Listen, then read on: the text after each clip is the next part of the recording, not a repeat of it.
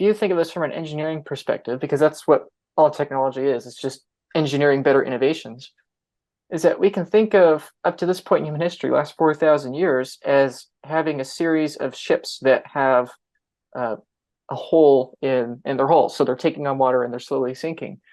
Like take gold, or you could take ancient Roman coins. You could take paper currency, fiat currencies from the Dutch, the British, or the Americans.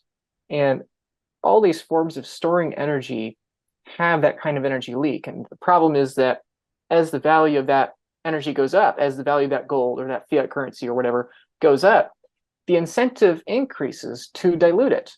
Mm. If everyone is demanding a house and house prices keep going up, what's my incentive? My incentive is to build more houses, to provide that value for other people. And so when it comes to money, and the value of that money is going up, the incentive suddenly becomes to produce more of that as much as possible. And that's good, that's healthy, that's the nature of prices. They communicate that. But what does that mean? That means that consistently, we're dumping more gold onto the market, we're dumping more houses on the market. This I often, get told it's no better than cows. Oh, well, you can't store your wealth in cows. Cows Mm. breed, you can have more cows, and it's so easy, the cows will do it for you. So you Right. can't store, and it's like, oh, but yeah, but beef has intrinsic value. You can eat beef, and that's true. But as the value of these things go up, we have the incentive to produce more of it, which ultimately is good for society. But the idea of Bitcoin is, what if you have this thing that you can hoard, that you can save, and that you can store, and no matter how far price goes up, humans aren't able to create more. If that thesis is true, then Bitcoin's the best preserving mechanism of purchasing power in the world. It is the one ship with no hull that's taking on water, and so it's floating on the surface. And everything else relatively is trending down against it Mm. over time. And so that's what I often try to explain to people, that, again, they have their worldview. And so when they hear me talk, they hear me say Bitcoin's going up, and they think of it like everything else, like, oh, real estate goes up, Bitcoin's going to go up higher.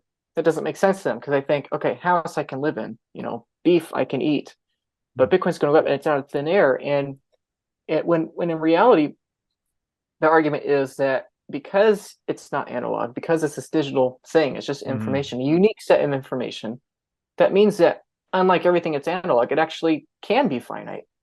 And if it is actually finite, then everything else, like I said, are those ships that fall down. So I think it's really hard for people to understand. And I think that's why people like my tweets, because I've just done my best to concisely put it in 140 or whatever it is characters. And Mm. that's the basic idea and promise of Bitcoin, is that for thousands of years, every form of money has been able to be monopolized. And whenever there is a monopoly, it is inevitable that humans will mismanage it accidentally, or more often, intentionally distort it to harvest wealth from other people in a zero sum game. And so Mm. the idea of Bitcoin is, what if we take humans out of the loop entirely, meaning that we can accurately price everything else in terms of an immutable ledger for the first time ever? Like it's a really big deal. So Mm. um, yeah, and I think that's hard for people to hear at first, but when they give it 10 hours, 100 hours, 1,000 hours of thought, it makes sense to them. And then, we bifurcate, and that's how you have all the Bitcoin crazies and everyone Mm. else. Pretty much people either love Bitcoin, they hate Bitcoin, or they're open to Bitcoin, but they don't really know what they're talking about. Those are the three groups, really. So, Yeah. Yeah, no, lots of good stuff there. I mean, it seems very obvious if you look out onto the world that, and Sailor's done a great job of expanding upon this, that life is energy, right? Everything is energy. Life naturally seeks to conserve energy for itself over time, right? Bears get fat and then they hibernate all winter. All that adipose tissue is stored energy. Squirrels bury nuts, so they can eat later when they can't find them. That's a form of stored energy. Humans accumulate capital, savings, food, structures, anything we need to survive. So there's this natural demand at a very basic level for life itself to conserve energy over time. And for humans, purchasing power is one of the most important forms of energy, right? Because it's a way to have an instrument that can be used to acquire anything that humans can produce. That's what, so you're tapping into the productive energies of the human race by conserving purchasing power, essentially. You know, sure, you can build a house and own a house, but there may come a time where you don't need a house in that place at that time, or maybe you have two houses or whatever it may be. So holding monetary savings is something that gives you the widest set of options, right? You can use that money to acquire whatever you might need, no matter what the circumstances warrant. I'm glad that you're taking the time to learn about Bitcoin, learn about Bitcoin's potential future value, both in terms of political currency units and on society as a whole. And I'm really glad that you're taking the effort to study and educate yourself about Bitcoin. However, I must make this message incredibly clear. If you are learning about Bitcoin, you must begin also learning about self-custody and taking possession of your own keys. This is really, really important. You can watch as many YouTube videos as you want talking about how Bitcoin is going to skyrocket in fiat price and how the number is going to go up. You can talk about that all you want. You can daydream about this kind of vertical spike action for Bitcoin. You can daydream about this all you want. But my encouragement to you is that this is not a meme. This is not something to be taken lightly. We can think that this is a good thing, and it is a good thing ultimately for Bitcoin's long-term adoption, but this is real. Okay, this really happens in countries. You know, it may not happen in your country for some time. It may happen in a stair-step fashion, but this is not a meme. This is not a joke. And so, therefore, you need to take self-custody really, really seriously. Okay. I work full-time in self-custody solutions for people. I help people set up their multi-sig vaults. I help people set up their estate plans. I help people with a collaborative custody partnership and collaborative custody models. Okay. This is a chart of the amount of interest we have at the Bitcoin Advisor, the company I work at. Okay. This is not me personally. This is the whole company. We've been in business 7 years. Not a single client of ours has ever lost a single sat. Okay. We have a good number of clients, and this is our demand. My point in showing you this chart, my point in showing you this message right now is that it is increasingly urgent, increasingly important that you begin taking self-custody very seriously. I'm telling you, I'm on the inside of this all day, every day, 6 days a week, and demand for self-custody is skyrocketing, okay? The kinds of clients we have, the number of clients we have, the conviction in the clients we have, it is only going up, okay? And people are booking meetings with me weeks, okay, in advance. In some cases, over a month in advance. And we are in bear market, okay? That chart, this chart right here is from October 2023. Okay, like incredible low interest globally in Bitcoin, and our demand is still skyrocketing, it's still spiking. And my encouragement is that if we have a bull run, if we have parabolic spikes such as this, where Bitcoin goes rapidly upwards in terms of price, if we have these periods of time, okay, transaction fees are going to spike. Okay, exchanges are going to halt withdrawals. Okay, people are going to panic. They're going to smash by any price.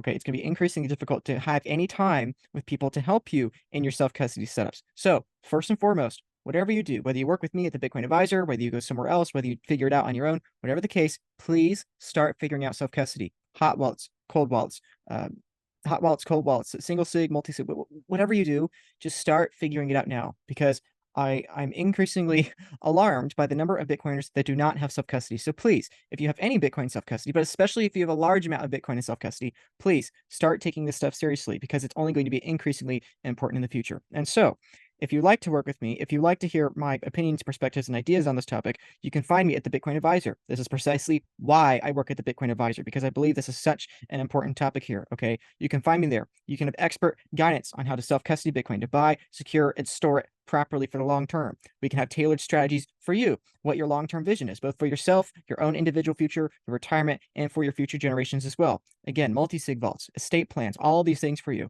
Okay, you can just book a free meeting with me here, and the link down below in the description. Again, the first consultation is completely free, where we can talk about your priorities and see if there's a value add both for you and for the Bitcoin Advisor as well. And again, our goal is to help you have generational wealth for you and your loved ones and your children without losing sleep. Okay. And that's why not only do you get a free initial consultation, but you have dozens and dozens of pages of education about multi-sig, self-custody, how to store your Bitcoin properly, things to avoid, things to pursue. Okay. Again, dozens and dozens of pages of free education for you to be learning about this increasingly important, increasingly urgent topic. Okay. And then you can learn further about the Bitcoin Advisor, and why we provide much more value for half the cost of our competitors. You can learn about all this and more in that link in the description, where you can book a free consultation with me at the Bitcoin Advisor. So again, whatever you do, whether you work with me at the Bitcoin Advisor or you try to figure out on your own, please just start taking action now. because in a couple of years, higher and higher net worth people are going to be entering the space and demanding self-custody. Okay, more and more companies, more and more charities, more and more pension funds, more and more churches, all these things, all these groups of people, all these entities are going to be coming into Bitcoin very quickly, and they'll be willing to pay the transaction fees. They'll be willing to pay whatever fiat price and get for their sats. They'll be willing to do the self-custody as fast as possible. And so my encouragement to you, again, I'm glad you're enjoying these videos. I really appreciate you subscribing and commenting and being a part of these videos and increasing your Bitcoin education. But please, please, please do not stop at the end of this video. Immediately after you watch the end of this video, please start taking your self-custody seriously, whether that's with me at the Bitcoin Advisor, again, link in the description, or it's on your own. Whatever the case, please just do it. Thank you. It appears Bitcoin is the best means we've ever had, right? Because to store purchasing power means to store something that is widely demanded and of at least a high relative scarcity, right? That there's going to be less of this thing, this monetary instrument, relative to the goods and services that humans are producing, such that the purchasing power or price of that money keeps going up as humans produce more stuff. I guess here's where the counterintuitive part is that contrary to all other goods and services, houses, etc., the more we create of those, the better off humanity becomes, right? We have more wealth, we have more stuff, we have more stored energy, however you want to call this. But money is the one exception to that rule, because money lays claim to all the stuff, but it is not the stuff itself. So if you produce new units of the money, you're just diluting the purchasing power per unit. You're not infusing the economy with any new forms of capital. So it's the only commodity that when we produce more of it, we don't actually improve living standards or human flourishing. It's the opposite, right? We're actually diluting the purchasing power of savers to benefit whoever's producing the new money. And so that's a weird, twisted incentive, that there's a massive incentive to try and control money, because then you can use it to steal purchasing power from savers if you can control it. So is Bitcoin then, like, I've thought about this a lot too, that as you said, even with gold, right, it has industrial demand. It's not just money. Is Bitcoin the invention of a pure money? Because for the first time we have something that is actually only useful as money and useful as nothing else?